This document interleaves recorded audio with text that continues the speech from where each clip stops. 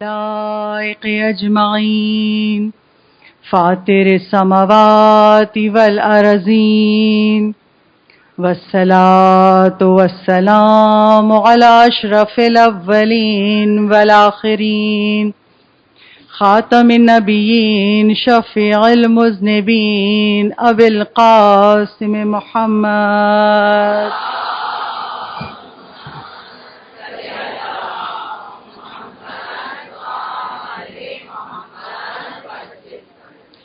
وعلى آله الطيبين الطاهرين المظلومين المعصومين ولعنة الله الدائمة الباقية وعلى أعدائهم وقتلتهم أجمعين من الآن إلى قيام يوم الدين. أما بعده فقد قال الله تبارك وتعالى في كتابه المجيد وفرقانه الحميد إنما يريد الله ليذهب عنكم الرجس أهل البيت ويطهركم تطهيرا.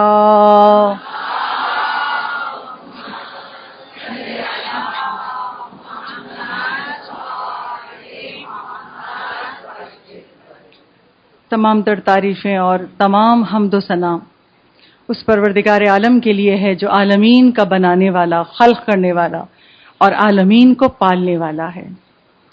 وہ پروردگار عالم اپنے بندوں کے لیے رحمان ہے، رحیم ہے. اس کا ہر عمل اپنے بندوں کے لیے نعمت ہے، رحمت ہے.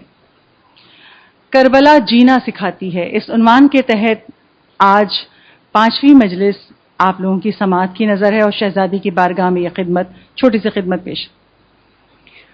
آج بھی دعا کے اس جملے سے، اور وہ دعا پھر دہرا دوں کہ یہ دعا سید الشہداء امام حسین علیہ السلام نے اپنے فرزند سید سجاد امام زین العابدین کو عصر عاشور رخصت کے وقت تعلیم کی تھی اور امام کے وسیلے سے ہم سب کو ملی. اور رب ذوالجلال کی معرفت حاصل کرنے کے لیے روزانہ اس دعا کا ایک جملہ آپ کی سماعت کی نظر کرتی ہوں. آج بھی اس دعا کا 5واں جملہ آپ کی سماعت کے لیے حاضر ہے. بسم اللہ الرحمن الرحیم. بحق یاسین والقرآن الحکیم وبحق طٰہٰ والقرآن العظیم یا من یقدر علی حوائج السائلین. آج 5واں جملہ آپ کے سامنے پہ، یہاں تک تو میں پیش کر چکی نا، اب 5واں جملہ. یا من یعلم ما فی الضمیر، وہ خدا جو دلوں کے خیالات تک کو جانتا ہے، دلوں کی باتوں کو جانتا ہے. امام معصوم ہمیں سمجھا رہے ہیں اپنے رب کو پہچانو. وہ پروردگار عالم تمہارے دل کے خیالات سے بھی باخبر ہے. اور کیسے باخبر ہوتا ہے؟ خدا کی اس صفت کو سمجھانے کے لیے میں آپ کے سامنے ایک مختصر سی روایت پیش کروں گی. کتاب خدا شناسی کے راستے، اس میں روایت موجود ہے اور آپ کی بارہا سنی ہوئی ہے. تو روایت کیا ہے کہ جب حضرت موسیٰ کی قوم پر قحط پڑ گیا، بارش نہیں ہو رہی ہے، قحط کا منظر ہو گیا ہے، اور حضرت موسیٰ اپنی قوم کو لے کر نماز استسقاء پڑھ رہے ہیں کہ خدا بارش نازل کر دے. دیکھیے یہ بارش جو ہے یہ اللہ کی رحمت ہے، مگر جیسا کہ میں نے آپ سے کہا نا کہ اس کائنات کی ہر شے اللہ کا لشکر بن جاتی ہے. روایت مکمل کرنے سے پہلے ایک جملہ آپ تک پہنچا دوں کہ اس کائنات کی ہر شے اللہ کا لشکر بن سکتی ہے. بارش رحمت ہے، یعنی اللہ کہتا ہے جب بارش برس رہی ہوتی ہے تو آسمان کے عرش کے دروازے کھل جاتے ہیں اور برستی ہوئی بارش میں اگر کوئی دعا مانگے تو دعا قبول ہو جاتی ہے. کیوں؟ اللہ کی رحمت کا نزول ہو رہا ہے. لیکن جب اللہ نے اسی بارش کو لشکر بنایا تو قوم نوح پر یہ بارش برس رہی تھی، زمین پانی جذب نہیں کر رہی تھی، زمین سے بھی پانی ابل رہا تھا، آسمان سے بھی پانی برس رہا تھا، تو یہی بارش قوم نوح کے لیے عذاب بن گئی. ٹھیک ہے، تو جب بھی کبھی حالات بدلے، اب ہمارے شہر میں میڈیا پہ 3-4 دن سے بڑا شور ہے، طوفان آ رہا ہے، طوفان آ رہا ہے، طوفان آ رہا ہے. مومن کبھی بھی بے سکون نہیں ہوتا. بھئی خدا بھیج رہا ہے نا تو مومنین پر انشاءاللہ رحمت بن کے برسے گا، اور جس کے لیے خدا ارادہ کر لے اس کا لشکر بن کے عذاب ہو تو وہ، یعنی ہم یہ کبھی نہ کہیے کہ اللہ یہ نہ کر، اللہ یوں کر دے. ہم اللہ کو سکھانے والے کون ہوتے ہیں؟ وہ اپنی حکمتوں سے بہتر جانتا ہے کیا کرنا چاہیے کیا نہیں کرنا چاہیے. ہمیشہ یہ مانگنا چاہیے اللہ کے ہر عمل میں ہمارے لیے خیر ہو. تو کبھی بھی ان چیزوں سے گھبرائیے نہیں کہ ایسا ہو جائے گا تو کیا نہیں، خدا ہر مومن کی جان مال عزت آبرو کی حفاظت کرے. تو قوم موسیٰ پر بارش نہیں ہو رہی، دانا نہیں اگے گا تو قحط پڑ جائے گا. موسیٰ اپنی قوم کو لے کے نماز استسقاء کے لیے گئے. 70 مرتبہ جناب موسیٰ نے اپنی قوم کے ساتھ نماز استسقاء پڑھ لی, بارش نہیں ہو رہی. اب جناب موسیٰ کوہ طور پہ پہنچے, ہاتھوں کو دعا کے لیے بلند کیا. موسیٰ کہتے ہیں بار الہ, اگر تیری بارگاہ میں میری قدر و منزلت اگر اب ختم ہو گئی ہے تو تجھے اس نبی کا واسطہ جو آئے گا اور وہ تیرا حبیب ہوگا, میں اس محمد مصطفیٰ کا واسطہ دے کر کہتا ہوں اس قوم پہ پانی برسا دے.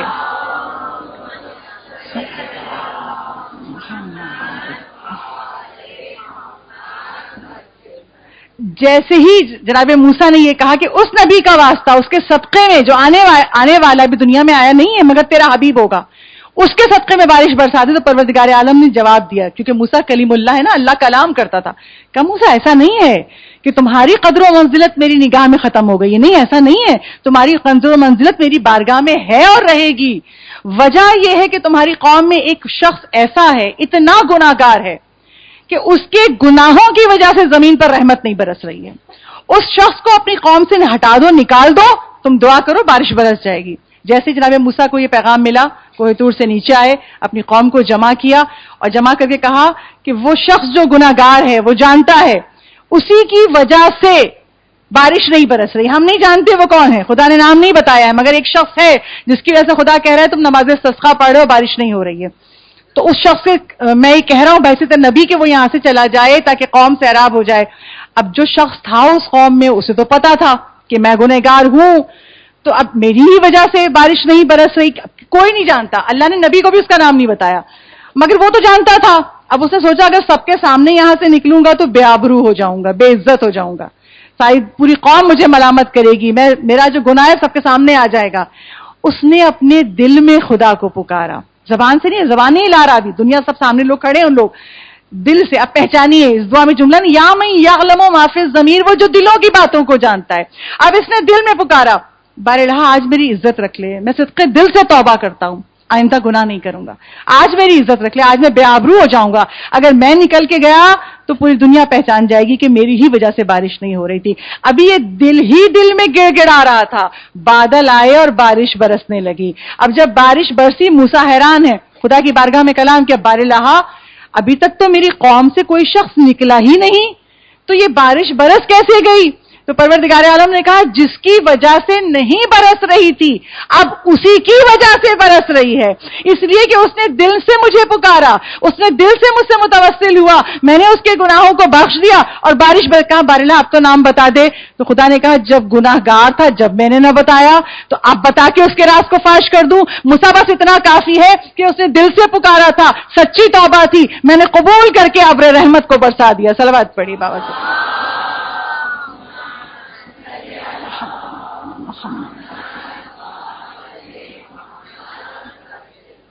تو اب یہ جملہ سمجھ میں آیا جو مولا سکھا رہے ہیں دعا میں, یا من یعلم ما فی الضمیر, اللہ دلوں کی باتوں سے باخبر ہے. جو خیالات ہمارے دلوں میں آتے ہیں خدا اس سے بھی باخبر ہے.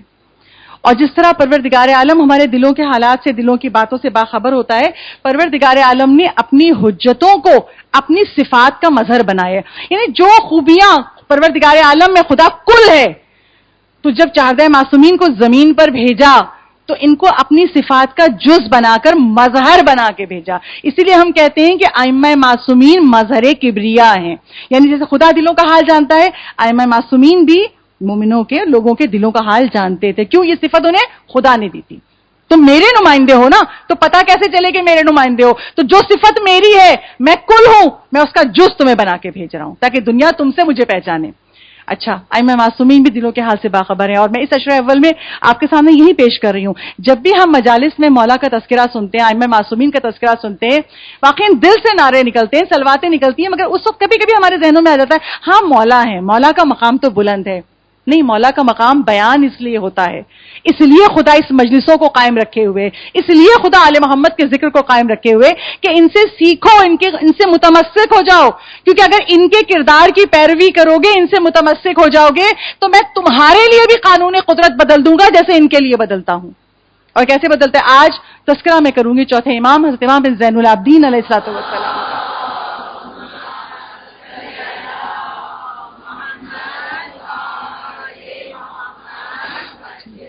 دیکھیے حسین ابن علی کی قربانی کا ثمر یہ ہے کہ جب یہ عشرہ اول آتا ہے نا، ہر سال جب محرم کی ابتدا ہوتی ہے تو خصوصاً عشرہ اول ہے، ویسے تو ایام اعظام ہے لیکن خصوصاً پہلی سے 10 محرم کے درمیان جب فرش ازاں دنیا میں جہاں جہاں بچھڑے ہوتے ہیں نا، وہاں یہ اس بات کی قید نہیں ہوتی کہ صرف شیعہ ہی آئیں گے، نہیں، جو بھی حسین ابن علی سے محبت رکھتا ہے، جو بھی آل محمد سے ذرا عقیدت بھی رکھتا ہے نا، وہ فرش ازاں پہ آتا ہے، ذکر سنتا ہے، چاہے وہ غیر مسلم ہی کیوں نہ ہو۔ تو بس میرے دل میں اس دفعہ خیال آیا کہ ہم شیعہ علی سنتے ہیں، ہم عشرہ اول میں فضائل علی بیان ہوتے، فضائل امام حسین بیان ہوتے، مگر ہمارے باقی ائمہ کے تفصیل جو دوسرے لوگ ہیں وہ بے خبر ہیں، جو غیر مسلم ہے اس کو نہیں پتا نا کہ ہمارے ائمہ معصومین میں جو کل کے کل ہیں وہ کل کے کل محمد ہے، ان کا اول بھی محمد ہے، ان کا اوسط بھی محمد ہے، ان کا آخر بھی محمد ہے، وہ کل کے کل محمد ہے۔ تو بس میں نے چاہا کہ روزانہ کی مجلس میں ایک روایت صحیح مگر معصوم کے حوالے سے بیان ہو، اور یہ بھی بیان ہو کہ جو ان کے دامن سے متمسک ہو جاتا ہے خدا اس کے لیے قانون قدرت بدلتا ہے۔ آج چوتھے امام کا تذکرہ کروں گی۔ چوتھے امام امام زین العابدین، آپ کو پتا ہے مولا کثرت سے حج کیا کرتے تھے، یعنی مولا نے اپنی زندگی میں 40 سے زیادہ حج کیے ہیں، اور ان میں سے اکثر حج ہوئے جو مولا نے پیدل چلتے ہوئے کیے ہیں۔ تو روایات میں ہے کہ ایک مرتبہ مولا کی روایت میں کہاں سے پڑھی ہوں، کتاب مدینۃ المعاجز جس کا اردو ترجمہ ہے معجزات آل محمد، وہاں سے یہ روایت بیان کر رہی ہوں، اس کی دوسری جلد سے۔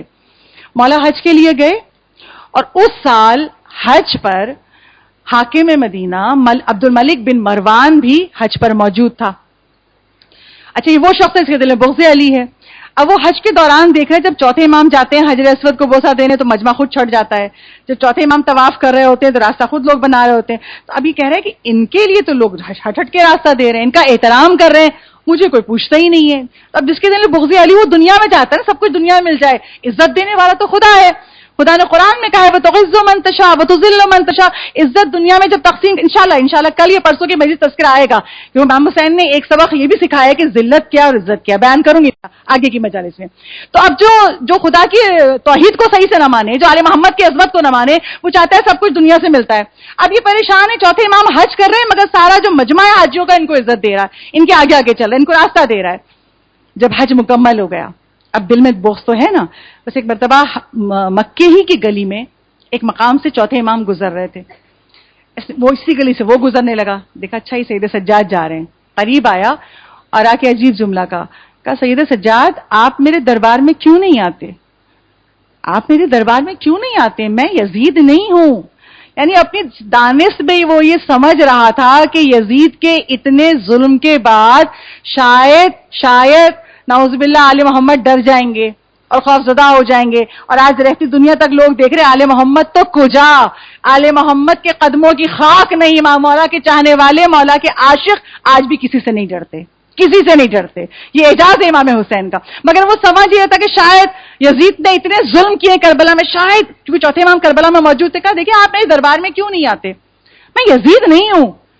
سید سجاد سر جھکائے ہوئے تھے، سر کو اٹھایا، اس کے چہرے کی طرف نگاہ کی اور کہا یاد رکھنا جس دن تو یزید بنا اس دن میں بھی حسین ہوں، میں حسین کا بیٹا ہوں، جس دن تو یزید بن کر سامنے آئے گا اس دن میں بھی حسین ہوں۔ ابھی گھبرایا، کبھی میں اس لیے نہیں کہہ رہا، میں اس لیے کہہ رہا ہوں کہ اگر آپ میرے دربار میں آئیں گے تو میں آپ کو انعام و اکرام دوں گا، میں تو غیروں کو دیتا ہوں، آپ تو فرزند رسول ہیں، میں آپ کو انعام و اکرام سے نوازوں گا۔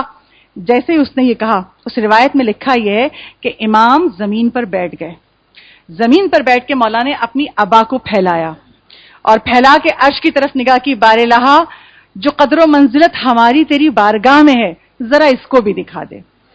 فقط مولا نے اتنا جملہ کہا، اب جو جھک کے دیکھا تو ابا کا دامن نایاب موتیوں سے بھرا ہوا تھا، اور یہ نایاب موتی دیکھ کے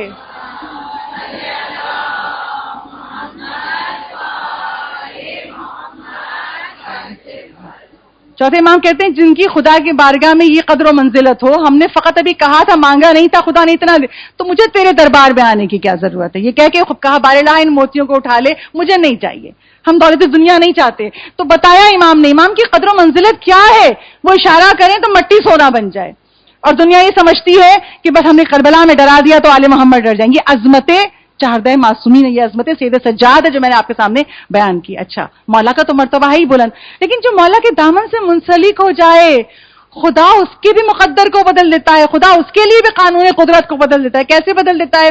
مدینے میں سید سجاد اپنے گھر میں تشریف فرما ہے، ایک شخص آتا ہے، دروازہ کھٹکھٹایا، غلام نے دروازہ کھولا، کہا مجھے سید سجاد سے ملنا ہے۔ مولا سے پوچھا، مولا نے کہا آنے دو، آ گیا اندر۔ کہا مولا مجھے آپ کا ایک غلام چاہیے. مولا میں آپ سے یہ تو کہہ نہیں سکتا کہ میں آپ کا غلام خریدنا چاہتا ہوں، اس لیے کہ مجھے پتا ہے کہ آپ کی نظر میں دولت دنیا کی کوئی حیثیت نہیں ہے، آپ قیمت لیں گے نہیں.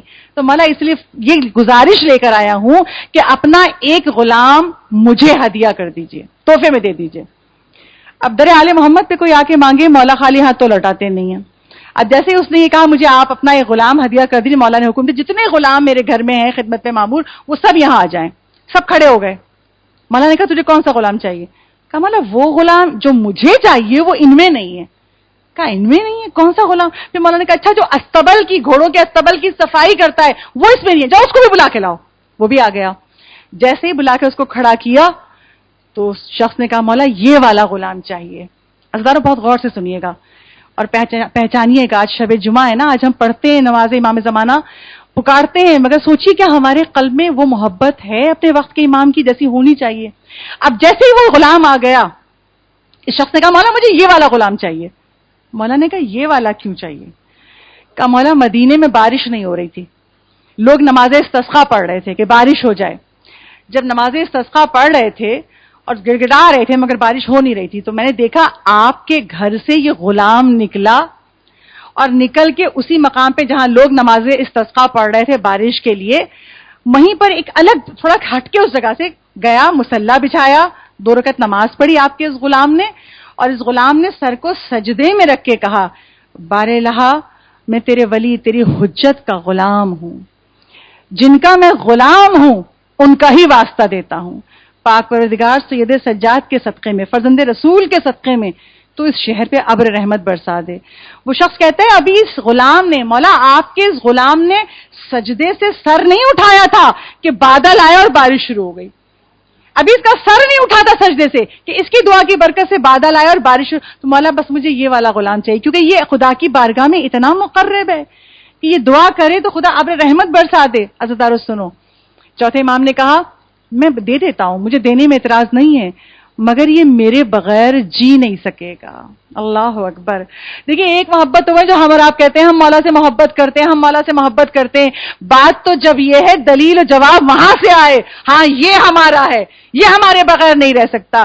یقین جانیے ہم محبت کے اس منزل پہ نہیں پہنچے ہیں، اسی لیے امام زمانہ کی زیارت سے محروم ہیں. کیونکہ جو لوگ جن کو امام زمانہ کی زیارت ملی ہے، جمکران میں ہو، مسجد سہلا میں ہو، جہاں بھی ہو، کتابیں بھری پڑی ہیں روایتوں سے، ان میں ایک چیز ملتی ہے کہ جنہیں ملی ہے جب ان سے پوچھا گیا اور جب مولا سے بھی لوگ ملے کہ مولا اس کو کیوں زیارت ملے، کہا مجھے پتا تھا اگر زیارت نہ دیتا تو یہ مر جاتا میرے عشق میں.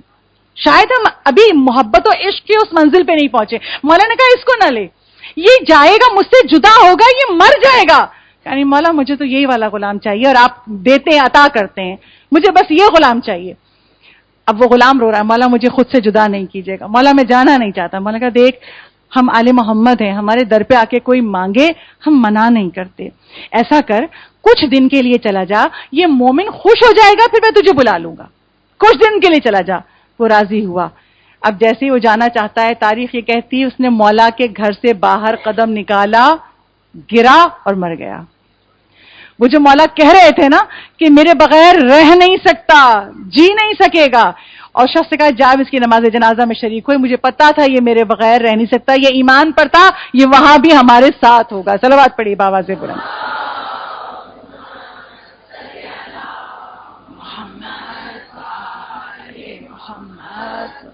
تو جو مولا سے محبت کر لے خدا اس کے لیے قانون قدرت بدلنے کو تیار ہے، بشرطے جو عقیدہ ہمارے قلب میں ہے ولایت آل محمد کا ہم اس پر عمل سے ثابت کریں. کیوں اس غلام کی دعا میں تاثیر کیوں تھی؟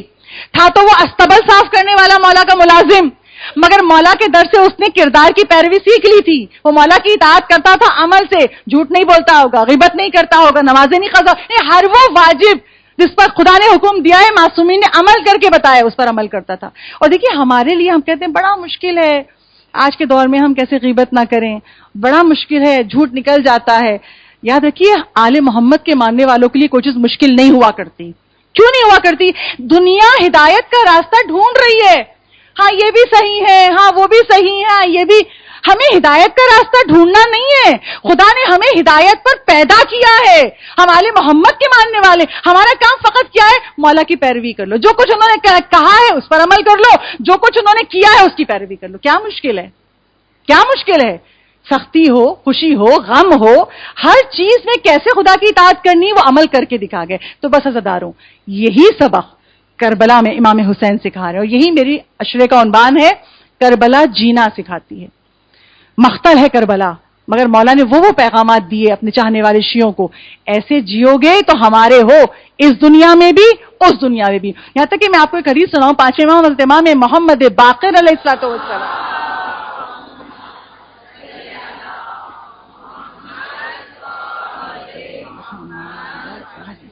بہت غور سے سنیے گا، بہت چھوٹا سا جملہ ہے مگر بہت بڑا پیغام ہے۔ پانچویں امام کہتے ہیں اگر کوئی پتھر بھی، ہم کیا ہیں؟ اشرف المخلوقات، یعنی انسان کو پیدا کر کے اللہ نے قرآن میں تعریف کی ہے، لقد خلقنا الانسان فی احسن تقویم، ہم نے انسان کو بڑی اچھی طریقے سے بنایا ہے، خدا تعریف کر رہا ہے، ہم تو انسان ہیں نا۔ پانچویں امام کہتے ہیں انسان تو کجا، انسان کو بھی ملے گا، لیکن اگر پتھر بھی ہم آل محمد سے محبت کرے گا اور اپنی محبت پہ قائم رہے گا، خدا روز قیامت اسے ہمارے ساتھ محشور کرے گا۔ اب اگر آج کوئی کہے ایسا کیسے ہو سکتا ہے، میں بتا دیتی ہوں ایسا کیسے ہو سکتا ہے۔ پروردگار عالم نے محمد و آل محمد کی ولایت کو کائنات کے ذرے ذرے کے سامنے پیش کیا۔ جس زمین نے پہلے قبول کیا وہ سرسبز و شاداب ہو گئی، جس زمین نے قبول نہیں کیا وہ صحرا اور ریگستان ہو گئی۔ زمینوں کے اوپر پیش کیا، آسمانوں کے اوپر پیش کیا، درختوں کے اوپر پیش کیا، تمام مخلوقات کے سامنے اللہ نے ولایت محمد و آل محمد پیش کی۔ پتھروں میں جس پتھر نے سب سے پہلے علی کی ولایت کا اقرار کیا، محمد و آل محمد کی ولایت کا، بہت سے پتھروں نے اقرار کیا، جنہوں نے اقرار کیا وہ ذرو جوہر گئے، اور جنہوں نے اقرار نہیں کیا وہ پیر کے تلے روندے جاتے ہیں۔ تو جس پتھر نے سب سے پہلے ولایت علی کا اقرار کیا، وہ پتھر کو اللہ نے کیا بنایا؟ عقیق۔ اور عقیق کو عزت کیا ملی کہ امام حسن عسکری علیہ الصلوۃ والسلام ارشاد فرماتے ہیں،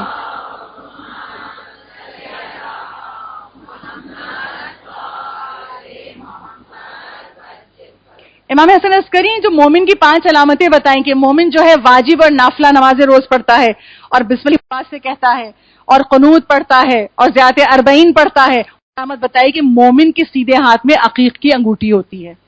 کیوں اس فضیلت ہے؟ جس ہاتھ میں عقیق کی انگوٹھی ہو دعائیں قبول ہوتی ہیں۔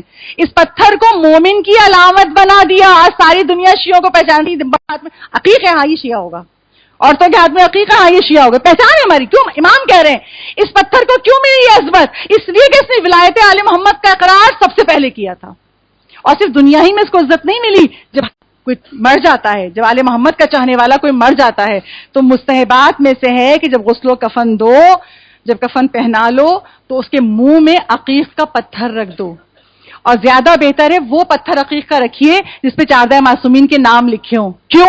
اس لیے کہ جب قبر میں دفن کیا جائے گا، منکر و نکیر سوال و جواب کے لیے آئیں گے، تو یہ عقیق کا پتھر جو منہ میں رکھا ہے یہ منکر و نکیر کے سوال و جواب یہ خود دے گا۔ عظمت دیکھیے۔ اب 5 امام کی حدیث سمجھ میں آئی، یہ پتھر دنیا میں بھی مومن کا نشانی اور مددگار، اور قبر میں جانے کے بعد بھی مومن کی مدد کر رہا ہے۔ کیوں؟ اسی لیے 5 امام نے کہا اگر پتھر بھی ہم سے محبت کرے گا تو خدا اسے روز قیامت ہمارے ساتھ محشور کرے گا، اور ہم تو چاہنے والے ہیں مولا کے، عاشق ہیں مولا کے، دیوانے ہیں مولا کے، مجنون ہیں مولا کے۔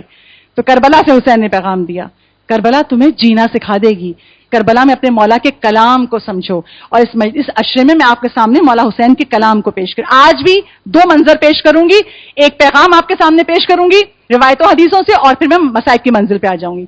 آج اب سوچیے کیا ہوا، کربلا میں کون سا منظر پیش کروں گی؟ جب مولا کربلا پہنچ گئے، مولا حسین کوفے میں ابن زیاد کو اطلاع مل گئی حسین کربلا پہنچ چکے ہیں۔ ابن زیاد نے خط لکھا، قاصد کو دیا، کہا یہ جا کر حسین ابن علی کو کربلا میں دے دو اور حسین سے جواب لے کے آنا۔ وہ قاصد گیا، مولا کے خیام کے قریب پہنچا، مولا ابوالفضل عباس نے پوچھا کون؟ کہا میں خط لے کر آیا ہوں۔ مولا عباس اسے لے کے خیمے میں آئے، مولا حسین کے سامنے وہ خط پیش کیا گیا۔ مولا نے جب خط کھولا، اب غور سے پڑھی سنیے گا تحریر کیا تھی اور مولا نے جواب کیا دیا، بس یہ سنانے کے لیے، اگر یہ سمجھ میں مجھے اور آپ کو آ گیا نا، ہمیں دنیا میں جینا آ جائے گا۔ مولا جینا سکھا رہے ہیں کربلا سے۔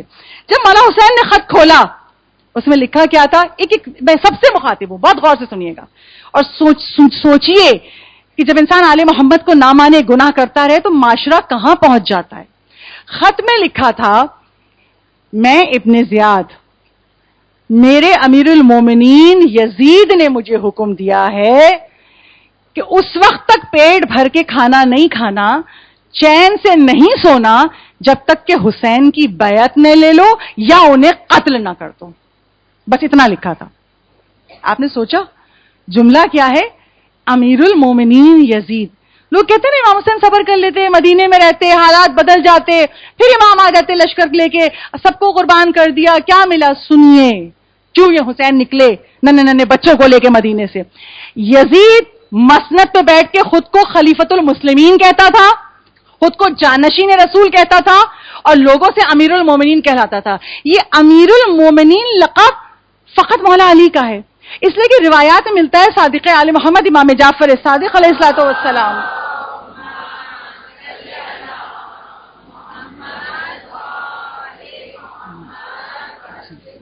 چھٹے امام کے پاس ان کا ایک چاہنے والا آیا، آ کے مولا کو سلام کیا، مولا کے ہاتھوں کا بوسہ دیا اور بڑی محبت سے کہا امیر المومنین فرزند رسول۔ جیسے ہی کہا چھٹے امام نے کہا خاموش، یہ تو نے کیا کہہ دیا؟ مولا کیا آپ مومنوں کے امیر نہیں ہیں؟ چھٹے امام کو کہا جا رہا ہے، سنیے گا غور سے۔ مولا کیا آپ مومنین تو کہا ہے؟ کہ خبردار، یہ لقب فقط ہمارے جد علی ابن ابی طالب، اس لقب میں ہم ائمہ بھی شریک نہیں ہیں، خدا نے یہ لقب امیر المومنین فقط ہمارے جد علی کو دیا ہے، خبردار یہ لقب ہمارے لیے، جو لقب فقط علی کے لیے ہو۔ یہ زمانہ آ گیا، رسول کی وفات کے بعد صرف 50 سال گزرے ہیں۔ 50 سال گزرنے میں زیادہ عرصہ نہیں لگتا، ہمارے پاکستان کو بڑے 65 سال سے زیادہ ہو گیا۔ ہاں، رسول کے بعد صرف 50 سال گزرے تھے کہ واقعہ کربلا ہو گیا۔ لوگ بھول گئے مقام آل محمد۔ خط میں لکھ رہا ہے وہ ملعون ابن زیاد، امیر المومنین یزید نے کہا ہے کہ جب تک کھانا پیٹ بھر کے نہ کھانا، سونا نہیں چین سے جب تک حسین کو قتل نہ کر لو۔ مولا حسین نے پڑھا، خط کو زمین پہ پھینک دیا، اور زمین پہ پھینک کے مولا حسین کی زبان مبارک سے ایک جملہ ہوا ہے، بس مجھے وہ آپ کو سنانا ہے۔ مولا حسین کہتے ہیں، وہ قوم کبھی کامیاب نہیں تھی جو اللہ کی ناراضی کی قیمت پر مخلوق کو راضی کرے۔ یزید کو خوش کرنے کے لیے، یزید کو خوش کرنے کے لیے خدا کو ناراض کرنا، اللہ کے قتل کرنا۔ تو مولا نے کربلا سے کیا جینا سکھایا کہ جب تم اپنے زمانے کو دیکھو نا، تو آج ہمارے بچے جوان جو کالج یونیورسٹیز میں پڑھ رہے ہیں، بڑی بڑی بحثیں گھر میں ہوتی ہیں سیاست پہ، ایسا کیوں، فلاں ملک کیوں کر رہا ہے، فلاں لیڈر یہ کیوں کر رہا ہے۔ کربلا سے سیکھیے مولا حسین کا جملہ، کوئی قوم اس وقت تک نہیں ہو سکتی جو اللہ کی ناراضگی کی قیمت پر مخلوق کو راضی کرے۔ اب آپ دنیا میں آنکھ کھول کے دیکھیے، مجھے ممبر سے نام لینے کی ضرورت ہی نہیں ہے۔ اب آپ دنیا کے ملکوں کو دیکھ لیجئے، جو فقط اللہ پہ بھروسہ کیے ان پر کوئی ہاتھ ڈالنے کی ہمت نہیں رکھتا، اور جو آج دنیا کے آگے جھکے ہوئے ہیں، اگر ہم نے یہ کر دیا تو وہ کر دیں گے، وہ حملہ کر دیں گے، وہ ذلیل و پستر ہوئے جا رہے ہیں، ان کے ملک کے حالات بدتر ہوئے جا رہے ہیں۔ کیوں؟ اللہ کی ناراضگی کی قیمت پر لوگوں کو راضی کر رہے ہیں۔ مولا حسین نے جینا سکھا دیا۔ آج ایک اور منظر پیش کروں آپ کے سامنے۔ مولا جب کربلا آ رہے تھے، راستے میں مختلف مقامات پہ مولا رکے ہیں۔ جب قافلہ تھک جاتا تھا تو مختلف مقامات پہ مولا قیام کرتے تھے۔ ایک مقام تھا مقام بیضا، اس مقام پہ مولا نے اپنے قافلے کو روکا۔ اس وقت ہر کے 1000 سپاہی بھی مولا کے ساتھ تھے۔ جب رک گئے مولا، خیمے لگ گئے، مولا نے سب کو جمع کیا اور مقام بیضا پہ مولا نے ایک عظیم الشان خطبہ دیا۔ میں اس خطبے کی صرف 3 لائنیں آپ کے سامنے پڑھ رہی ہوں، کیونکہ مولا نے ایسا پیغام دیا ہے کہ واقعی ہمیں جینا سکھا دیا ہے۔ خدا کرے کہ مولا کا یہ کلام ہمارے قلب پہ لکھ جائے تاکہ ہم کربلا سے جینا لیں، دنیا میں بھی ہم کامیاب ہوں، آخرت میں بھی ہم کامیاب ہوں۔ کیا ہے اس خطبے میں؟ جب سب بیٹھ گئے، ہر کے سپاہی بھی بیٹھے ہوئے کیونکہ مولا بھی راستے میں تھے، کربلا پہنچے نہیں تھے۔ مقام بیضا کربلا سے پہلے پڑتا ہے۔ مولا نے خطبہ دیا، بسم اللہ الرحمن الرحیم، ایھا الناس، رسول خدا کی حدیث ہے، رسول ہیں، جب کوئی ایسے ظالم حاکم کو دیکھے جو اللہ کے احکامات کو پامال کر رہا ہو، اللہ کے جو واجبات ہیں ان کو پامال کر رہا ہو، اور اللہ سے کیے ہوئے عہد کو توڑ رہا ہو، اللہ کی مخلوق پر ظلم کر رہا ہو، قتل کر رہا ہو، اور اس وقت اگر باقی لوگ، اب ظالم حاکم، ہاں مولا کا جملہ یاد رکھیے گا، ظالم حاکم ایسا کر رہا ہے اور باقی لوگ نہ اپنے قول سے، اپنی زبان سے، نہ اپنے عمل سے اس کی مخالفت نہیں کر رہے. تو یاد رکھو اللہ اس ظالم حاکم کے ساتھ ان لوگوں پر بھی عذاب نازل کرے گا جو خاموشی سے تماشا دیکھ رہے ہیں، نہ زبان سے مخالفت کر رہے ہیں نہ اپنے عمل سے مخالفت کریں. یہ مولا کے خطبے کی ابتدائی 3 لائنیں ہیں جو میں نے آپ کے سامنے پڑھ کے سنائی. مولا نے کیا پیغام دیا؟ بہت اہم پیغام کہ ظلم ہو رہا ہے، دیکھ رہے ہیں، اس کے خلاف کھڑے نہیں ہو رہے، نہ زبان سے اس کا احتجاج کرے کہ ہاں یہ برا کر رہا نہیں، اور نہ اپنے عمل سے اس کے خلاف کھڑے ہو رہے ہیں. تو مولا حسین نے ایک پیغام دے دیا، یاد رکھو خدا اس ظالم کے ساتھ اس لوگوں کو بھی جو خاموش تماشائی ان کو بھی عذاب نازل کرے گا. یعنی نہ ظلم کرنا نہ ظالم کے مددگار بننا. یہ خاموش رہنا بھی ظلم کی مدد ہے، اور اتنا بڑا یہ ظلم ہے. حسین سکھا رہے ہیں جینا، تو حسین تمہیں بتا رہے کبھی زندگی میں ظلم نہیں آنے دینا. تمہاری ذات، تمہاری زبان سے، تمہارے عمل سے کسی پہ ظلم نہ ہو، اور نہ کسی ظالم کی خاموشی سے مدد کرنا. یعنی کہ چپ ہو، یہ چپ رہنا بھی مدد ہے. ہم زیادہ وارثہ میں پڑھتے ہیں، میں نے آپ کے سامنے پڑھا تھا 2 محرم کو، زیادہ وارثہ میں ہم یہ جملہ پڑھتے ہیں، کیا پڑھتے ہیں؟ وَلَعْنَ اللَّهُ أُمَّةً ظَلَمَتْ کا، وَلَعْنَ اللَّهُ أُمَّةً قَتَلَ، وَلَعْنَ اللَّهُ أُمَّةً سَمِعَتْ بِذَلِكَ فَرَضِيَتْ بِهِ. ان پر بھی اللہ کی لعنت ہو مولا جنہوں نے آپ پہ ظلم کیا. ان پر بھی لعنت ہو اللہ کی جنہوں نے آپ کو قتل کیا. ان پر بھی آپ کی اللہ کی لعنت ہو جو لوگ دیکھتے رہے مولا آپ پہ ظلم ہوتے خاموش رہے. وہی سیم لعنت ہے، وہی عذاب الہی ہے. کتنا بڑا ظلم، یہ ظلم کرنا کتنا بڑا گناہ ہے. میں آپ کے سامنے حدیث قدسی پیش کرتی ہوں. جناب رسالت مآب احمد مجتبی محمد مصطفیٰ صلی اللہ علیہ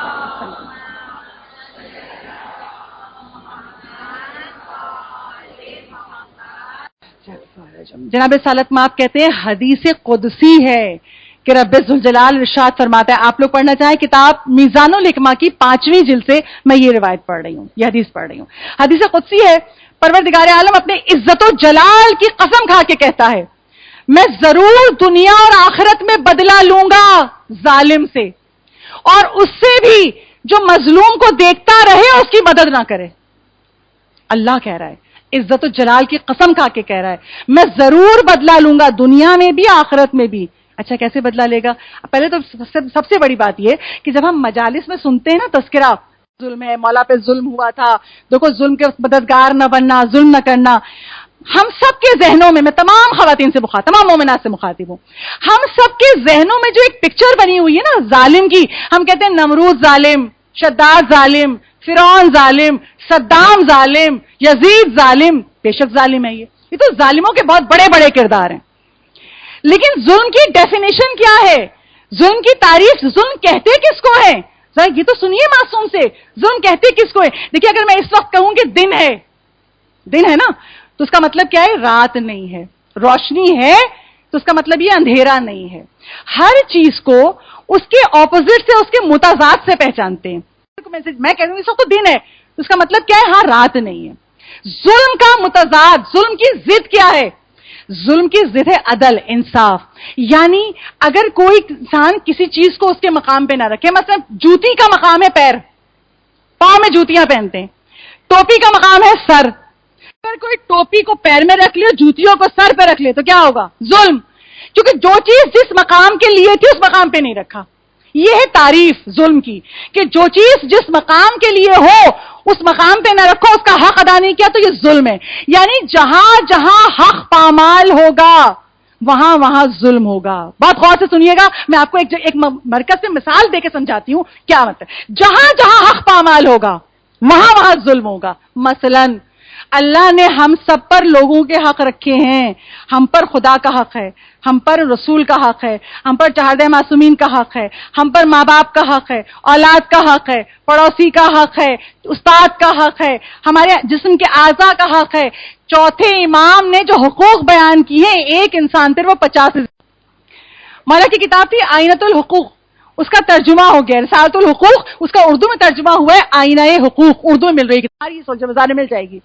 ہر ایک ایک مومن پر کتنے حق امام نے بیان کیے. اچھا اب جہاں مومن کسی کا حق ادا نہیں کرتا وہاں ظلم کر رہا ہے، حق پامال کر رہا ہے. مثلا رشتہ داروں کا حق ادا کرنا واجب ہے، اور جو رشتہ داروں کا حق ادا نہ کرے، قطع رحم کرے، وہ بولیے وہ ظالم ہے.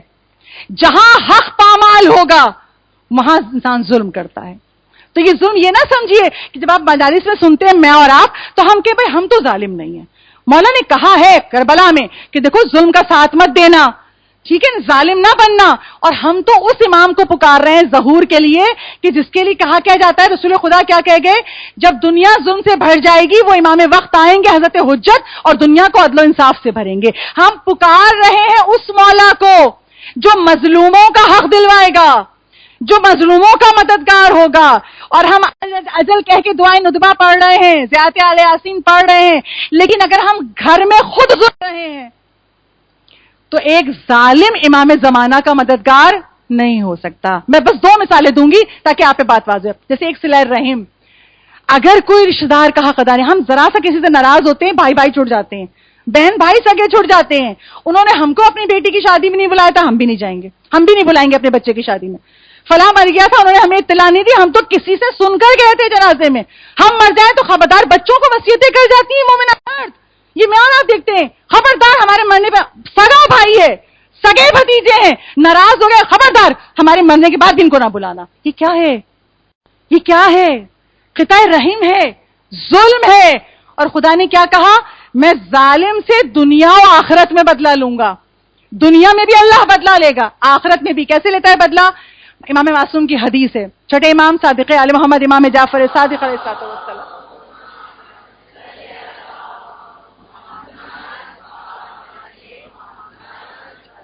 چھوٹے امام کہتے ہیں جو قطع کرتا ہے, میں اور آپ کہتے ہیں نا اس نے یہ کیا تھا تو ہم بھی, وہ سیر ہے تو ہم سوا سیر ہیں, ہم بھی یہ کر کے دکھائیں گے. بھائی ہم نے تھوڑی پہل کی تھی. سنیے, امام کہتے ہیں صلہ رحم معاملات نہیں ہے, عبادات ہے. اور یہ حدیث رسول خدا سے بھی منسوب. رسول کہتے ہیں, امام معصوم کہتے ہیں, دونوں معصوم سے, جو تم سے تعلق توڑے تم جوڑو, جو تمہیں محروم کرے تم عطا کرو. اگر تم ایسا کرو گے تو خدا تمہیں بغیر حساب و کتاب جنت میں داخل کرے گا. اجر کتنا بڑا ہے, جتنا ہمیں مشکل لگتا ہے. پھر اس نے ہمیں مجلس میں دیکھ کے سلام تک نہیں کیا.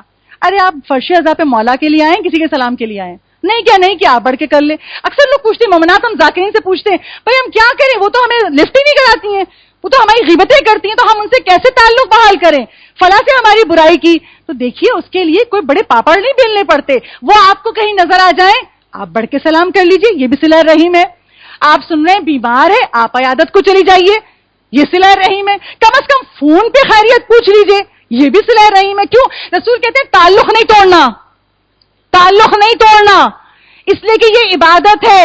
اگر تم نے اس کو برقرار رکھا, اب وہ آپ کی بیٹی کی شادی میں نہیں آئی تھی, آپ جب کر رہے ہیں آپ ان کو دعوت دیجئے, بلائیے, ان کو تعلق کو قائم رکھیے. کیوں؟ رسول کہتے ہیں اگر تم نے اس طرح کیا تو بغیر حساب جنت میں جاؤ گے. ہم سب خوفزدہ ہوتے ہیں کیسے حساب دیں گے خدا کو, کیا کیا گناہ کر جاتے ہیں. رسول بتا رہے ہیں تم یہ عبادت تو کرو, دل نہیں چاہ رہا, اس لیے کرو کہ مولا نے حکم دیا ہے, اس لیے کرو کہ حکم خدا ہے, عبادت ہے. تو اب آپ پتا کیا چلا, اگر رشتہ داروں کا حق نہیں ادا کر رہے ہم کہیں بھی, میں اور آپ کہیں گھر جا کے سوچئے گا کون کون ہم سے ناراض ہے. اگر ہم رشتہ داروں کا حق نہیں ادا کر رہے تو ہم ظلم کر رہے ہیں, یعنی ہم ظالم ہیں. اور مثال دوں, آج ہمارے معاشرے میں طلاق کتنی بڑھ گئی ہے. پہلے زمانے میں, اپنی دادی نانی کے زمانے میں کبھی ہم لوگ یہ جملہ سنتے بھی نہیں تھے, اور آج کل ہمارے معاشرے میں طلاق اتنی عام ہو گئی ہے. یاد رکھیے گا, جب بھی حق پامال ہوتا ہے, طلاق کیوں ہوتی ہے؟ یا لڑکی پہ ظلم ہو رہا ہے یا لڑکے پہ ظلم ہو رہا ہے, یا لڑکی کے گھر والے طرفداری کریں, لڑکے گھر والے. رشتے ٹوٹتے کیوں ہیں؟ ایک گھر بنا تھا, نکاح ہوا تھا گھر بنانے کے لیے, نسل قائم کرنے کے لیے. یقیناً ان دو رشتوں میں ظلم ہو رہا ہے, کوئی کسی طرح آپس میں راضی نہیں ہے. کیوں راضی نہیں ہے؟ یا تو دل دکھایا ہے, یا نوبت یہاں تک پہنچ جاتی ہے کہ مار پیٹ ہوتی ہے. کیا آپ سب, ہم یہ ہمارے معاشرے کی کہانی ہے. ہمارا آپ اپنے ارد گرد محلوں میں دیکھ رہے ہیں, اپارٹمنٹس میں دیکھ رہے ہیں, ابھی شادی ہوئی چند مہینے گزرے, میاں بیوی میں مار پیٹ ہو رہی ہے. کیا ہے یہ؟ ظلم, ظلم ہے یہ. اور جہاں ہوتا ہے وہیں پہ یہ طلاق ہوتی ہے. یہ رشتہ ٹوٹنا, یہ گھروں میں ظلم ہونا کتنا بڑا گناہ ہے. مولا کائنات علی ابن ابی طالب علیہ الصلوۃ والسلام,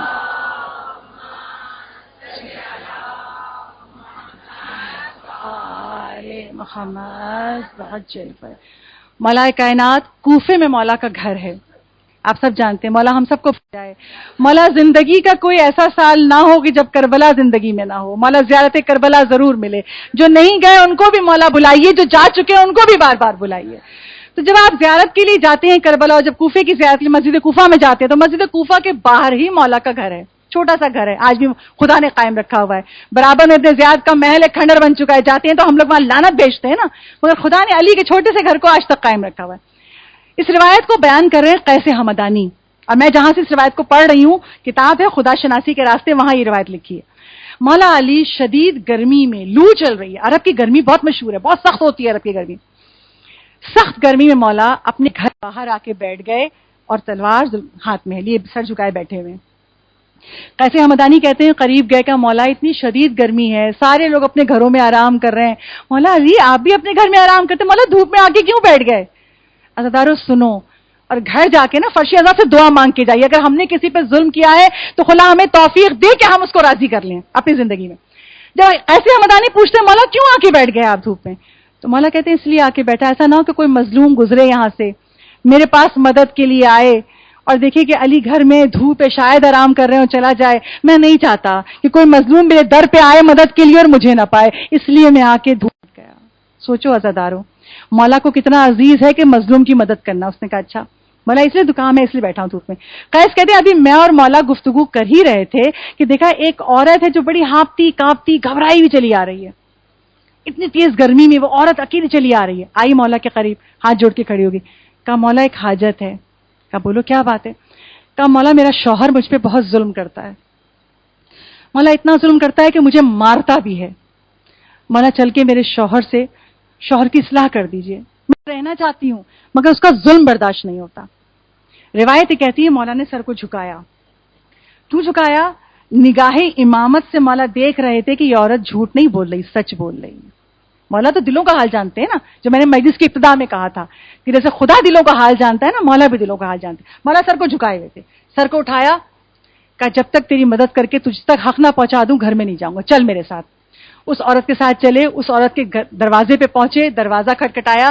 دیکھیے جب انسان گناہ کرنے لگتا ہے نا تو کتنا سرکش ہو جاتا ہے. میں نے کل مجلس کے مصائب میں پڑھا تھا نا آپ کے سامنے کہ حبیب اپنے مظاہر آگے کیوں پڑھے، گئے تو تھے کہ نماز کی اجازت مل جائے، مگر جیسے ہی شقی نے لشکر عزیز سے نکل کے کہا حسین سے کہہ دو حسین کی نماز قبول نہیں ہوگی، حبیب سے برداشت نہیں ہوا، تلوار نکال کے حملہ کیا کہ تم ہوتے کون ہو یہ کہنے وقت تمہاری نماز قبول ہو. یعنی جو لوگ زبان کے نشتر چلاتے جب گناہ کرتے ہیں نا تو انسان اتنا سرکش ہو جاتا ہے کہ نواز رسول کے سامنے ان کو برا کہہ رہا ہے. اب جب مولا اس کے در پہ پہنچے، اس عورت کے گھر پہ دروازہ کھٹکھٹایا، اس کا شوہر باہر آیا. جب انسان گناہ کرتا ہے نا تو نیکی کی توفیق چھن جاتی ہے گناہ کے سبب. اس سے پہلے کہ وہ شخص مولا کو سلام کرتا، دروازہ کھول کے کھڑا دیکھ رہا، مولا نے پہلے سلام کیا. جب مولا نے پہلے سلام کیا، سلام کا جواب دیا، مولا نے ایک جملہ کہا، کیوں اس بندے خدا پہ ظلم کرتا ہے؟ یہ اللہ کی بندی نہیں ہے؟ کیوں خدا کی اس مخلوق پہ ظلم کرتا ہے اور خدا کو ناراض کرتا ہے؟ دیکھ توبہ کر لے، خدا کی بارگاہ میں توبہ کر لے، اس کے ساتھ اچھا سلوک کر. مگر کیونکہ گناہ کرتے کرتے انسان سرکش ہو جاتا ہے، مولا اس کو نصیحت کر رہے ہیں. وہ پلٹ کے کہتا کیا ہے؟ میری بیوی ہے، میں کیسے ماروں گا، میں اس کو آگ میں جلا سکتا ہوں. جیسے ہی اس نے یہ جملہ کہا، میں تو اس کو آگ میں بھی جلا سکتا ہوں، مولا نعم سے باہر آئی، جلال آ گیا مولا کو. مولا نے کہا میں تجھے امر بالمعروف کر رہا ہوں، نصیحت کر رہا ہوں کہ تو توبہ کر لے، تو گناہگار ہو رہا ہے، اللہ کو راضی کر لے، اور تیری سرکشی کا عالم یہ کہ تو کہہ رہا ہے میں اس کو جلاؤں گا. جیسے ہی مولا کا جلال کا یہ عالم دیکھا کہ اب کہیں ایسا نہ ہو تلوار مجھ پہ چل جائے، اور جب مولا کی آواز بلند ہوئی تو ارد گرد محلے کے لوگ بھی نکل آئے، اور جب سب نکل کہا بدبخت مولا کائنات کو جواب دیتا ہے، مولا تجھے نصیحت کر رہے ہیں. اب جب اس نے دیکھا سب ملامت کرنے لگے، مولا کے قدموں پہ گرا، مولا مجھے معاف کر دیجئے، مولا میں خدا سے معافی مانگتا ہوں، توبہ کرتا ہوں، آئندہ اس پر ظلم نہیں کروں گا. مولا نے کہا تو اپنے وعدے پہ قائم رہے گا. کہا مولا میں ہاتھ جوڑ کے آپ سے بھی معافی مانگتا ہوں اور خدا کی بارگاہ میں بھی. مولا نے اس عورت کی طرف کہا جا اپنے گھر جا، میں نے تیرے شوہر کی اصلاح کر دی ہے، اور جا کے اپنے گھر میں آباد رہے. عزادارو سوچو، آج اگر ہمارے گھروں میں یہ ظلم ہو رہا ہو، ہماری بیٹی کے ساتھ، ہماری بہو کے ساتھ، ہماری بھتیجی کے ساتھ، اور گھر میں رہنے والے جو لوگ ہیں وہ لڑکے کے ماں باپ بہن بھائی، ہم نہیں بولتے بھائی میاں بیوی کا معاملہ، کیوں نہیں بولتے؟ اس کو بھی نصیحت کیجئے، اس کو بھی نصیحت کیجئے. یہ بھی مخلوق خدا ہے، وہ بھی مخلوق خدا ہے. آپ نے نکاح کیا تھا، گھر بنایا تھا بسانے کے لیے، کیوں اجاڑ رہے؟ اور ہوتا ہے کیا، اگر طرفداری کرتی بھی ہے تو مائیں بیٹوں کی کرتی ہے. ارے بیوی ہے ہی بد زبان، وہ کرتی اس طرح ہے، نہیں یہ حق نہیں ہے. اس کا مطلب کیا ہوا؟ اگر اس طرح آپ نے اپنے بیٹے کی طرفداری کر لی، یا اگر کسی کی بیٹی بد زبان ہے، شوہر پہ ظلم کر رہی ہے، اس کی ماں نے اس کی طرفداری کر لی ہے، کسی رشتے دار نے، کیا ہوا؟ غور سے سنیے گا، آپ ظالم کے مددگار بن گئے، یا آپ خاموش تماشا دیکھ رہے ہیں. بھائی ہم نہیں بولتے، بھائی بابا سے گھر میں بہت لڑائیاں ہوتی ہیں، آئے دن سنتے ہیں مار پیٹ ہو رہی ہے، ہم کیا کریں؟ ہم الگ رہتے ہیں، وہ الگ رہتے ہیں، وہ جانے ان کا کام جانے. یاد رکھیے مولا حسین نے کیا کہا؟ جو خاموش رہ کر، جو نہ زبان سے بولے ظلم کے خلاف، نہ عمل سے بولے، اللہ اس پر وہی عذاب نازل کرے گا جو اس ظالم پہ نازل کرے گا. تو ہم لاکھ یا حسین کہتے رہیں، نعرہ حیدری لگاتے رہیں، لیکن گھروں میں اگر ہم یہ ظلم کر رہے ہیں یا خاموش رہ کے ظلم کی مدد کر رہے ہیں تو ہم ظالم کے مددگار کہلائیں گے. اور جب یہ کریں گے تو لاکھ ہم دعائیں نسبہ پڑھتے رہیں، لاکھ ہم امام زمانہ کو پکارتے رہیں. امام کہیں گے تم تو اپنی ذات سے ظلم دور تو کرو، پھر میری مدد کا اعلان کرنا. اب آپ کی سمجھ میں ایک اور بات آئے گی، وہ کیا؟ ہم روایات پہ پڑھتے ہیں جب امام زمان کا ظہور ہوگا، نہیں ایسے لوگ ہوں گے جو امام کو پکار رہے ہوں گے، مگر پھر امام کا ظہور ہوگا تو ان کے گناہوں کے سبب وہ امام کی تلوار سے مارے جائیں گے. جب کسی ظالم کے لیے علی کی تلوار نکل سکتی ہے تو ان کا اول بھی علی ہے، اوسط بھی علی ہے، آخر بھی علی ہے. تو اگر کوئی ایسا ہی سرکش زمانے میں ہے تو آخری علی کی تلوار کیوں نہیں نکلے گی؟ بات سمجھ میں ہم پڑھتے ہیں ایسا کیسے ہو سکتا ہے؟ مولا ایسے کسی اپنے والے کو کیوں مار دیں گے؟ یہ گناہ، یہ ظلم، ہر ظالم کے خلاف ہے ہمارا ہر امام. تو اسی لیے مولا نے کربلا سے جینا سکھایا کہ ہم تمہیں سکھاتے ہیں، ہم تمہیں تیار کر رہے ہیں. ہمارا بیٹا جب ظہور کرے گا اس کو مددگار چاہیے. جیسے میرے پاس کربلا میں 72 تھے، تو اپنے کردار سے، اپنے گھروں سے ظلم نکالو، تمہاری زبان سے بھی کسی پہ ظلم نہ ہو. یہاں تک روایات میں ہے مولا کائنات علی ابن ابی طالب علیہ الصلوۃ والسلام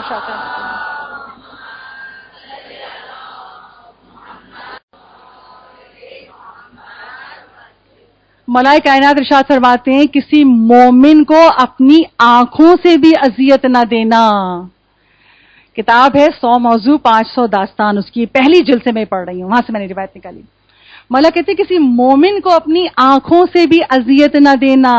مجلس کا فرش بچھا، ابھی ذاکرہ آ رہی ہیں، مرثیہ خواہ آ رہے ہیں، مجمع یہ آنے کا انتظار کر رہے ہیں، یہ سب غلط باتیں ہیں.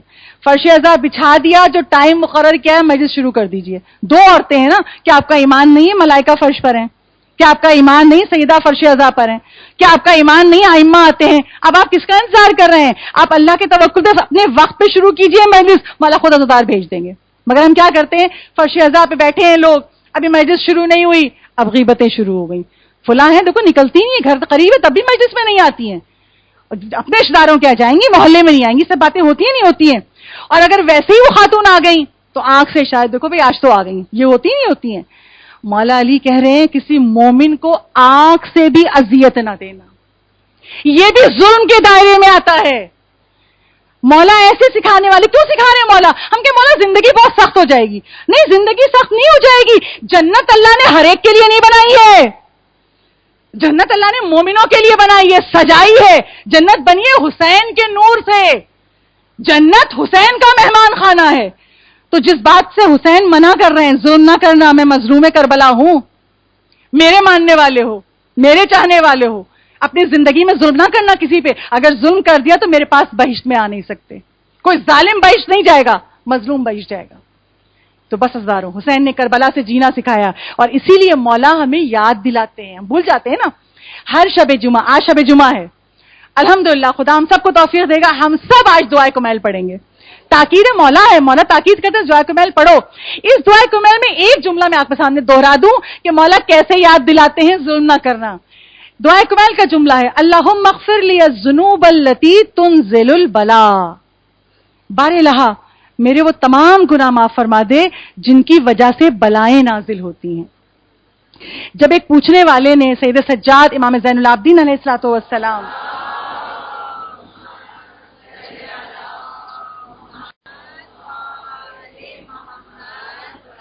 سید سجاد سے پوچھا کہ آپ کے جد علی ابن ابی طالب نے دعائے کمیل سکھائی ہے، تو اس میں جو مولا نے جملہ کہا ہے نا کہ خدایا وہ گناہ معاف کر دے جن کی وجہ سے بلائیں نازل ہوتی ہیں، تو سید سجاد وہ کون سے گناہ ہیں؟ ہمیں پتا تو ہونا تاکہ ہم سوچ کے مانگے مولا یہ گناہ معاف ہو جائے، اس سے بلائیں نازل ہوتی. وہ کون سے گناہ ہیں جن کی وجہ سے بلا نازل ہوتی ہے؟ سید سجاد نے 2 چیزوں کا نام دیا. کا امر بالمعروف چھوڑ دینا یعنی لوگوں کو نیکی کی طرف بلانا چھوڑ دینا, لوگوں کو نیکی تلقین کرنا ہم چھوڑ دیں. بچے ہیں بے نمازی, ہمیں کیا کرنا, سیکھ جائیں گے, بھی چھوٹے ہیں. یعنی کیا مطلب, ہم نے امر بالمعروف کرنا چھوڑ دیا, بچوں کو کہنا چھوڑ دیا, نہیں سنتے نہ سنیں, پتھر پہ بھی پانی گرتا ہے تو آہستہ آہستہ سوراخ ہو جاتا ہے. ہم یہ بھی نہیں کر رہے, ہم کہہ بھی نہیں رہے زبان سے. تو سید سجاد کہتے ہیں امر بالمعروف نہی عن المنکر کو چھوڑ دینا گھروں میں بلائیں لاتا ہے. اور دوسرا گناہ مظلوم کی مدد نہ کرنا.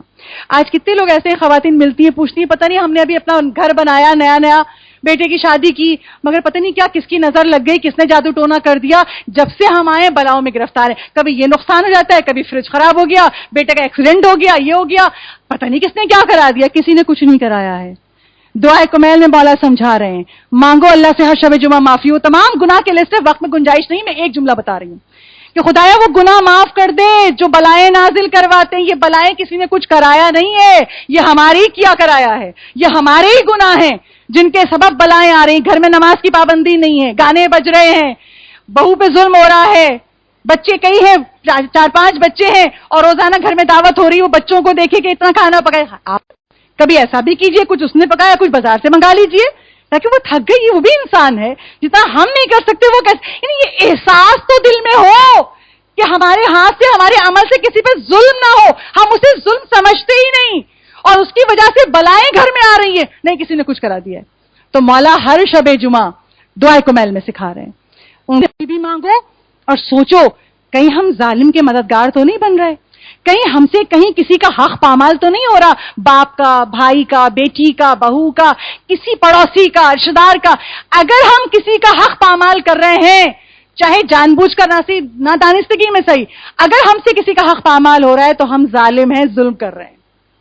اور اسی لیے مولا کے چاہنے والے اتنا اہتمام کرتے تھے کہ ہم سے کا حق پامال ہے. چھوٹی سی روایت پڑھ دوں, مصائب کی منزل پہ آ جاؤں. شیعت کے بہت بڑے عالم مقدس اردبیلی, ان کا نام ہے احمد, اردبیل کے رہنے والے ہیں, لیکن اردبیلی نہیں کہتا تھا, ان کو سب کہتے تھے مقدس اردبیلی. یہ اتنے مقدس تھے, اتنے پاک و پاکیزہ تھے, اتنا کردار ان کا نیک تھا کہ ان کو دیکھ کے اپنے غیر سب کہتے تھے بہت مقدس ہے. ہم لوگ کہتے ہیں دنیا میں بڑا نور ہے فلاں مومنہ کے چہرے پہ, بڑی نیک ہے یہ خاتون, اس کے عمل سے لگتا ہی بہت باعمل ہے. تو ایسے مقدس اتنے پاک و پاکیزہ کردار کے مالک تھے, مقدس کہلاتے تھے. مقدس نجف سے کاظمین گئے زیارت کے لیے. اب اس زمانے میں ہمارے ان زمانے کی طرح تو انتظام ہوتا نہیں تھا, باہر جا رہے ہیں, روڈ پہ زیارتوں کے لیے جا رہے ہیں, خدا یہ راستے کھلے رکھے, ہر عاشقان امام کی پیاس بجھتی رہے, خدا ہمارے ائمہ کے روزوں کو سلامت رکھے, بی بی زینب کا روزہ سلامت رکھے, جانے والے ہر زائر کی جان و مال محفوظ ہو, ہر زدار کی جان و مال محفوظ ہو. تو بس اب ہر زور کی شیعہ کی طلب ہوتی ہے, دعا ہوتی ہے, مولا زیارت نصیب ہو. مقدس اردبیلی چلے, کیسے چلے, سواری کا جانور تھا ہی نہیں. اس زمانے میں گھوڑے اور اونٹ کرائے پہ دیے جاتے تھے. مقدس اردبیلی نے ایک گھوڑا کرائے پہ لیا. جب گھوڑا اس سے کرائے پہ لیا, کہا کہاں جا رہے ہیں, کہا میں نجف سے کاظمین جا رہا ہوں زیارت کے لیے, بس زیارت کر کے آؤں گا. اس نے کہا آپ گھوڑے پہ کوئی سامان بھی لاد کے لے جائیں گے, کہا نہیں, جیسے میں کھڑا ہوں نا بس اسی لباس میں جا رہا ہوں, کاظمین میں جا کے مولا کی زیارت پڑھوں گا, حاجت مانگوں گا, پھر پلٹ کے آ جاؤں گا, کوئی سامان نہیں لے جا رہا. ٹھیک ہے جائیے, کرایہ طے ہو گیا, آپ آئیے گا, اتنا کرایہ دے دیجیے گا. گئے گھوڑے پہ سوار ہو کے, نجف سے کاظمین گئے, کاظمین پہنچ کے ائمہ کی زیارت کی. جب وہاں سے واپس نجف آنے لگے, ایک مومن مل گیا. کہا آپ نجف جا رہے ہیں, لوگ ان کو پہچانتے تھے, بہت بڑے عالم تھے اس زمانے کے. کہا آپ کہاں, کہا میں نجف جا رہا ہوں. کہا میرا ایک کام کر دیں گے, میرا بھائی نجف میں رہتا ہے, اس تک کچھ ضروری کاغذات پہنچانے ہیں, میں کسی اور پہ بھروسہ نہیں کر سکتا, آپ کو تو دنیا جانتی ہے, آپ بہت نیک ہیں. اس نے ایک لفافہ پکڑایا, اس میں کچھ کاغذات تھے. کہا یہ میرے بھائی کو نجف میں دے دیجیے گا. اچھا مومن کو منع نہیں کر سکتے, اس کی حاجت ہے, مومن کی حاجت روائی کرنے پہ خدا اجر دیتا ہے. اگر مومن کی حاجت پوری کر سکتے ہو, منع کر دو تو خدا عذاب دیتا ہے. مومن کی حاجت روائی کیوں نہیں کی, یہ سوچ کے انہوں نے لفافہ لے لیا. اب جب بہت غور سے سنیے, آخری روایت اور مصائب کی منزل ہے. لفافہ لے تو لیا, مگر اب جو نجف میں لوگ ہیں وہ کہہ رہے ہیں مقدس ابھی تک نہیں پہنچے, 2 دن میں آ جاتے تھے, آج 4تھا دن ہو گیا, ابھی تک نہیں پہنچے.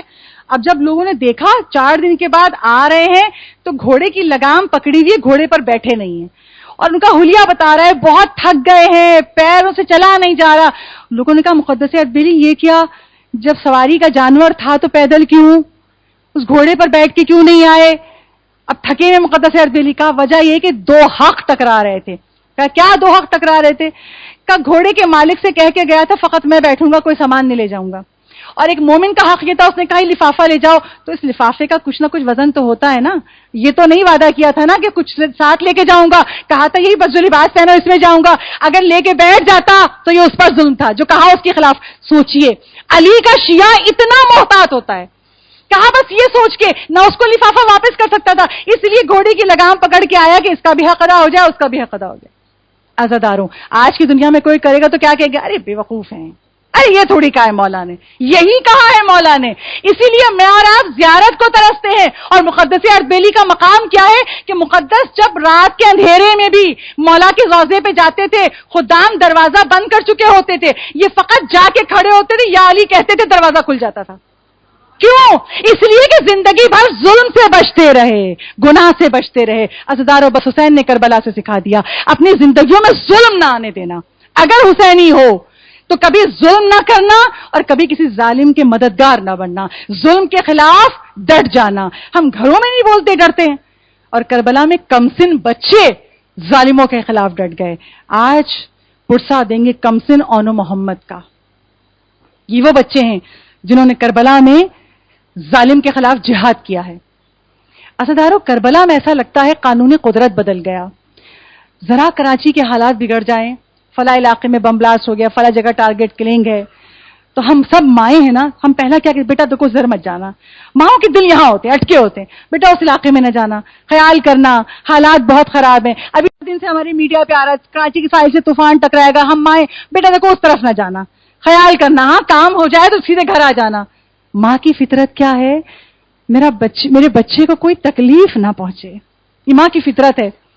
کربلا میں لگتا ہے فطرت ماں بدل گئی, قانون قدرت بدل گیا. شب عاشور ہر ماں اپنے بچے کو خیمے میں تیار کر رہی ہے. بیٹا کل جان قربان کرنی ہے. خیموں کے باہر سامنے جو لشکر عزیز ہے لاکھوں ہے, کوئی تلوار تیز کر رہا ہے, کوئی نیزے کی انی تیز کر رہا ہے, کوئی تیر و تبر تیار کر رہا ہے. ایسا منظر ہے, ہر ماں کو ڈر جانا چاہیے تھا. نہیں, کربلا والی مائیں نہیں ڈری. ہم حق پہ ہیں, ہم حسین کا ساتھ دیں گے, ہم مظلوم کے مددگار ہیں. ہر ماں اپنے بچے سے کہہ رہی ہے. زینب کبریٰ اپنے دونوں پسر کو لے کے, اون و محمد کو لے کے شب عاشور خیمے میں, ایک زانو پہ اون کا سر ہے, ایک زانو پہ محمد کا سر ہے. اور روایت یہ کہتی ہے دونوں بچے ماں کے زانو پہ سر رکھ کے لیٹے ہیں, ماں ایک ہاتھ سے ایک بچے کے سر میں ہاتھ پھیر رہی ہے.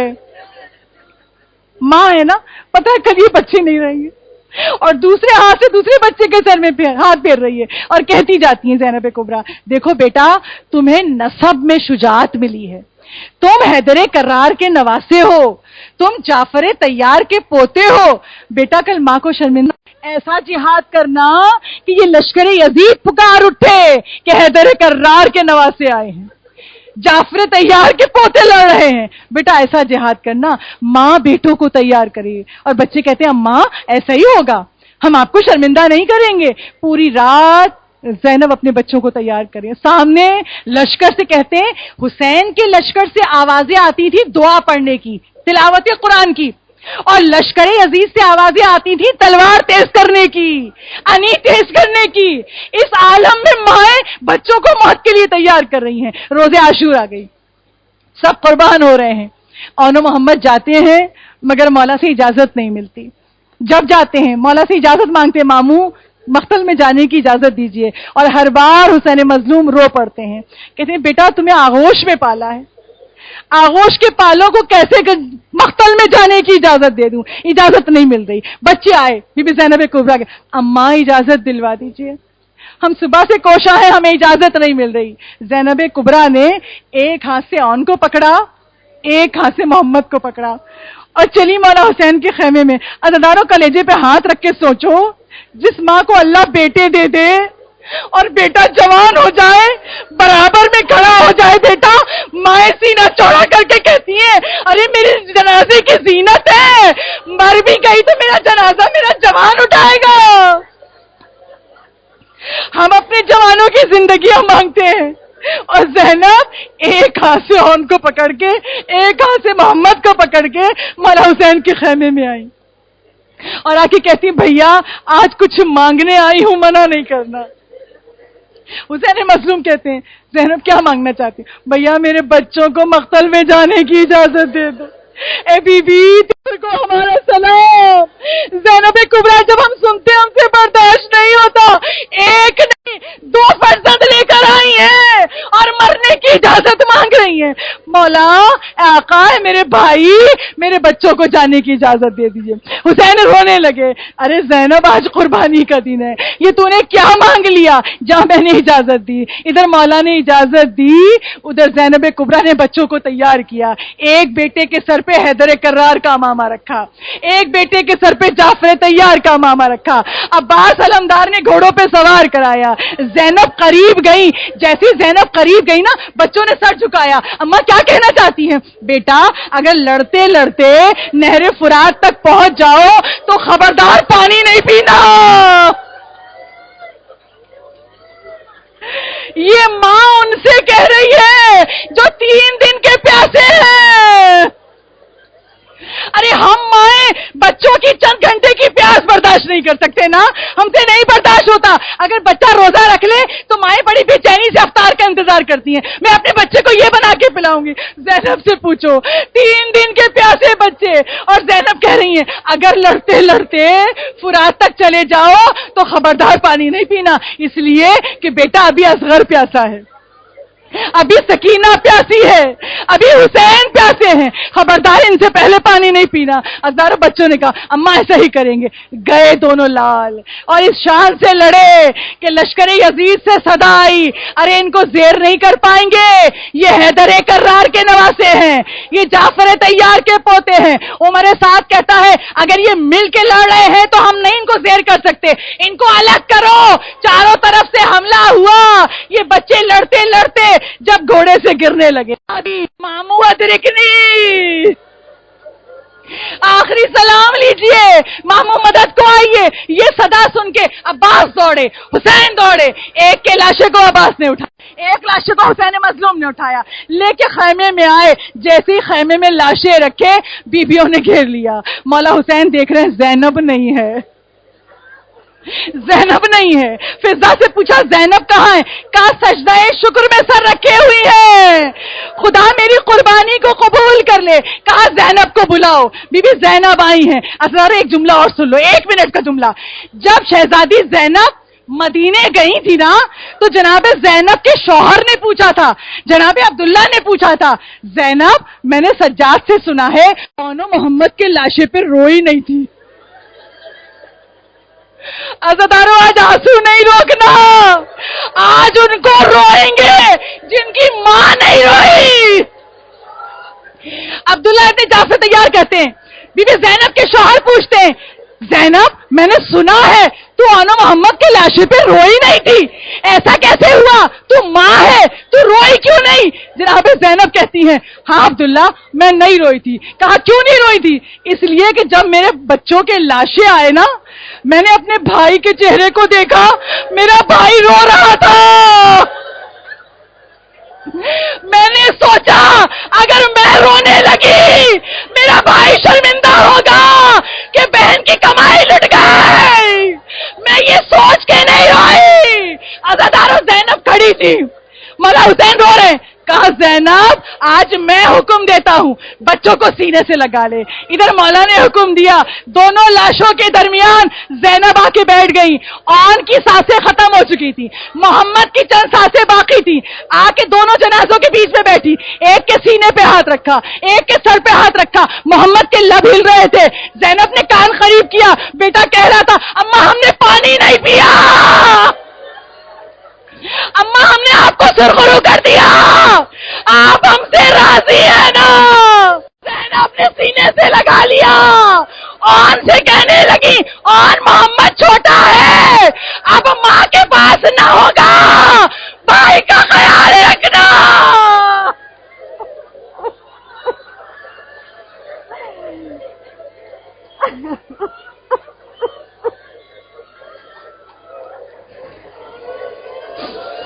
ألا لعنة الله على القوم الظالمين وسيعلم الذين ظلموا أي منقلب ينقلبون. بار الہ تجھے محمد و آل محمد کے مصائب کا واسطہ ہماری اس قلیل عبادت کو ہم سے قبول فرما لے۔ پاک پروردگار تجھے زینب کے صبر کا واسطہ، شہدائے کربلا کا واسطہ، اسیران کربلا کا واسطہ ہم سب کے تمام گناہان کبیرہ و صغیرہ معاف فرما دے۔